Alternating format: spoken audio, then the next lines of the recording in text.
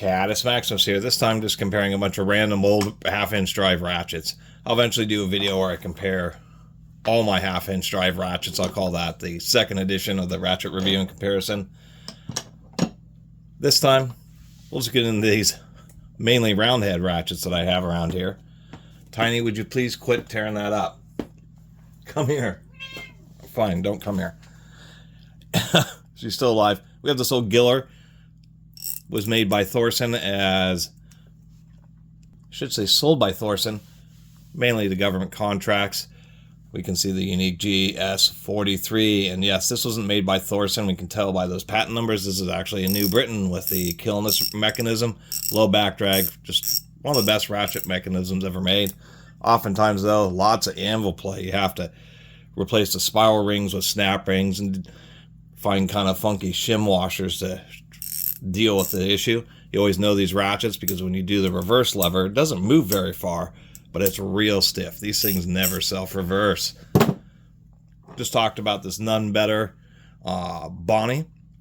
Very interesting. It's push through anvil where to reverse it, you have to go put the anvil from one side to the other. Really old funky ratchet that may be near 100 years old. 24 teeth. Non-reversing, riveted head, but really solid, and indeed chrome vanadium. Bonnie was the first to really popularize the use of CV, of chrome vanadium steel, in hand tools, and of course 100 years later that proved to be the material.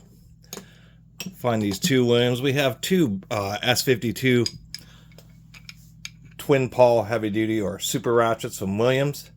And we can see the different generations where this one's just a floating reverse switch, 4 pawls, held in by a screw, and then there's still the lock ring, where this one, they've modified it to where the lock ring holds in the reverse lever. These things always sound pretty heavy duty. Not the easiest thing to get the lock rings out, but you can just soak them in oil. This older one actually seems just to be a little bit smoother. Super easy to hit the reverse lever. You have to give that to these Williams. This is just the easiest ratchet to reverse. This one sounds a little chunkier. I think they may have improved or put slightly stronger springs in the newer generation, because it has a real chunky sound. May have been this reverse switch broke too easily, so they went to this design. Still a solid ratchet even to this day. People are so addicted to pair heads. I put this Williams against a bunch of pair heads, that's for sure. We'll go for another round head. This is the Pencraft, also New Britain, but it's actually difficult to find. This is the New Britain Catus design, just like this Giller here, except for it's a quick release, and that's makes it quite rare. Has extremely low back drag. I mean, it's unbelievable how low it is.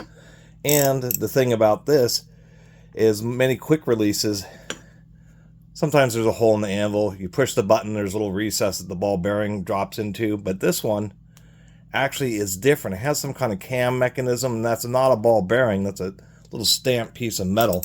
And we know that because if we're upside down, we press the button, it still retracts it against gravity, which of course does not happen with a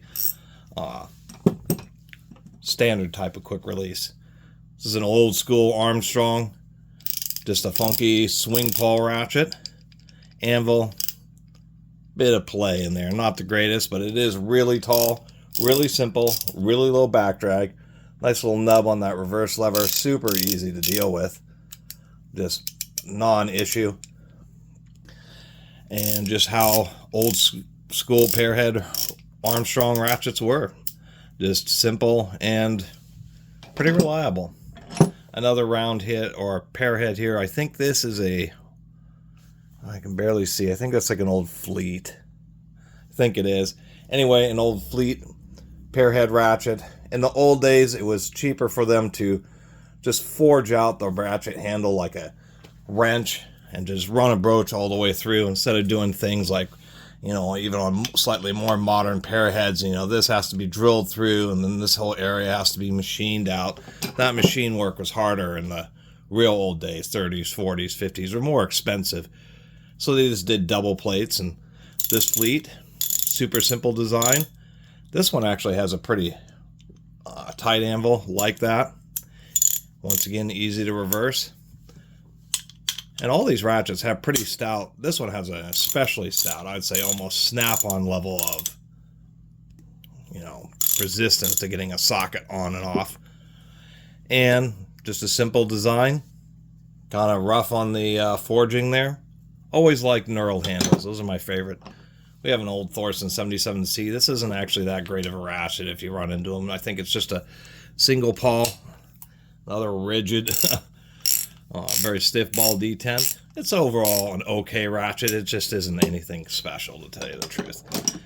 An American-made version of just a SK kind of copy. This is a performance tool. I think I did a video on this. Super basic, just cheap round head ratchet. It is quick release. We'll show the point. If I push the quick release on one that actually has a ball bearing, the bearing doesn't actually pull up like it does on that pennants. But this is, I still always thought these were interesting because of the push button for the, it's a quick release round head, which is less common. And then the whole reverse knob itself is the release button. So sometimes you may accidentally press it, but nonetheless, I'd still give them a little bit of credit for having quick release round head. Just isn't very common. Very old Mustang using a very early version of the New Britain design. Once again, super smooth. One of the things about the New Britain Killness design is it affords you like 44 teeth or even higher. So you just had much higher tooth counts than most of the rest of the competition. And this old school Mustang is just that. Pretty thin handle. I think the mechanism is stronger than the handle on this ratchet. That was one thing. Ratchets, a lot of old ratchets have pretty thin handles, and as the mechanisms got stronger, the handles got to be the weak point, and they had to add more steel into it. Nonetheless, beautiful ratchet. We have the obligatory quick release Eastco Craftsman. Nothing special here. Some people have commented, and this is an example that for some reason on some of these Craftsman Eastco quick releases, the bore for the push button is insane. They actually removed like more than half of the material, and people have complained these anvils will shear that have the giant through holes. I mean, there's just barely any material there. It's like, what on earth were they thinking? The rest of the parts, you know, the switch, snap rings, pawl, retention plates, you can find ones that aren't quick release and swap the anvil out, and you just end up with a little hole in the top of the ratchet. This is an old school Artisan. I forget who made these. It was somebody's budget brand, sold it, you know, Western Auto or something like that. Just a basic single pawl ratchet. Nothing special. Only thing that really distinctifies it has a very thin raised panel like a box wrench. And it's very distinctive because when you see this, it's like somebody with a really thick neck. What do we got here? Oh yeah, one of the few actual Western Auto branded ratchets. This thing was not great either. I think it was just a Taiwanese unit. I don't know when this was made. Late 80s, early 90s. Around the time when, I guess, Advance Auto is the kind of vestigial of what Western Auto was. Just a basic ratchet, but part of the collection just because it is a genuine Western Auto. We have an old Walden here. They always made halfway decent tools. This ratchet, of course, sets itself apart. It's a pear head. I had to shim this. It had a really loose anvil. It's okay now. Pretty robust design, but it has the dial reverse knob, which was always kind of the interesting thing that set this apart. We do have an oiling hole. I think there may have been like a little fitting in there. Really coarse, like a 24 tooth, but pretty reliable ratchet. And once again, just has this kind of interesting and unique dial for the reverse knob. Just don't see that very often. We have got, oh gosh, I can barely see. Is that a Destro? Man, the printing is so light. You can just make it out there. It's a Pennons. That is the lightest stamping I've ever seen. Kind of an interesting design because they use the internal snap ring to keep this together. And I had to lube this one up. Another real stiff. All these old ratchets have really stiff retention. They do not want your half-inch sockets falling off. Just a basic kind of single pawl pendants. Isn't one of their nicer ones, but nonetheless, kind of just a neat old ratchet. Weird dial reverse knob there. It's not the easiest to use, surprisingly enough, because you have to turn it really far. And so it's kind of counterintuitive because of how far you're having to turn this knob to actually get the ratchet to reverse. And when it's on a dial, you kind of really don't think you need to turn it 180 degrees or whatever that thing takes. What do we got here? An old Dayton. And this is made by Thorson. I can't remember who. One of those manufacturers that always are distinctive because they're made in USA is this tiny little, or MFD USA, tiny little thing. Proto does that. Another just basic ratchet. One thing that sets this apart is the reverse lever is inset into the steel ring, so this can't self-reverse. Some ratchets like this can self-reverse because what ends up happening is you ratchet, and then the backlash, there'll be friction on the reverse knob, and that backlash causes it to turn just enough to where the pawl will disengage, and then as you're pushing along, it rotates the knob into the opposite direction. If you ever had a ratchet and experienced that, it is just the absolute worst thing.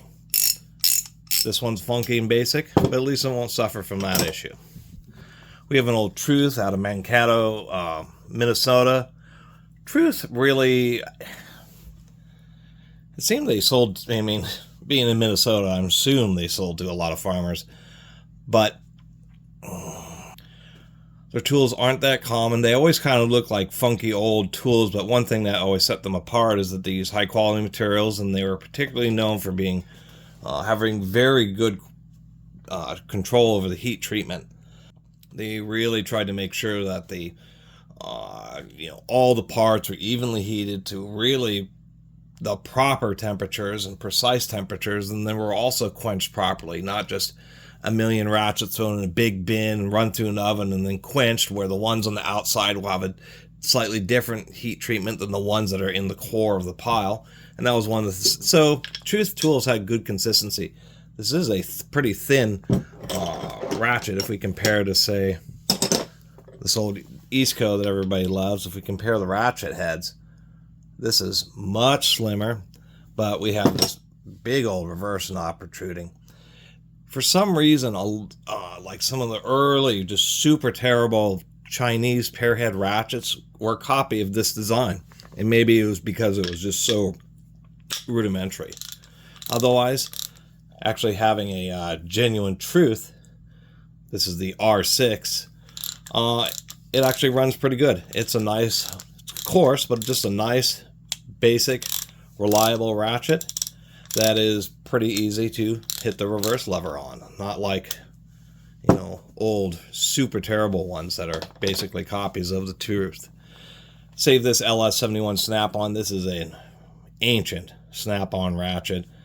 I always forget where the little symbol is. Maybe it's kind of hiding under the reverse switch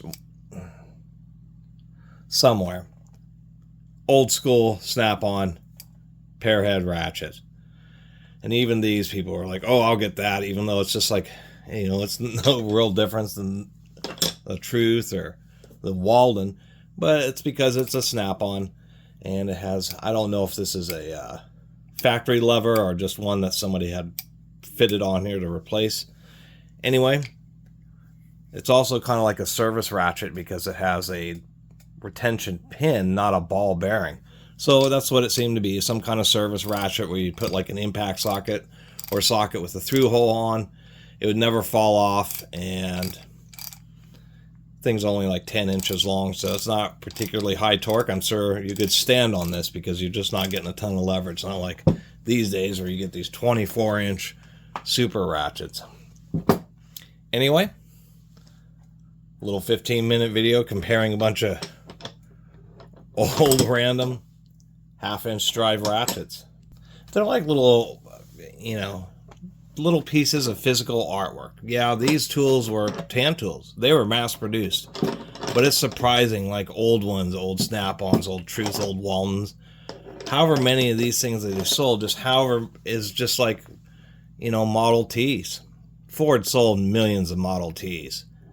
And there's not a lot of them left. And the same thing happens with anything physical, as it can get, you know, disappear to the annals of time. Lost, damaged, recycled. And so it's just kind of neat to pick all these up and actually see that every one of these ratchets, even though a lot of them share very similar mechanisms, they're all built differently from each other. They have their own style. Anyway, thanks for watching.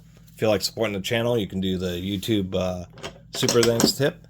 And see you next time.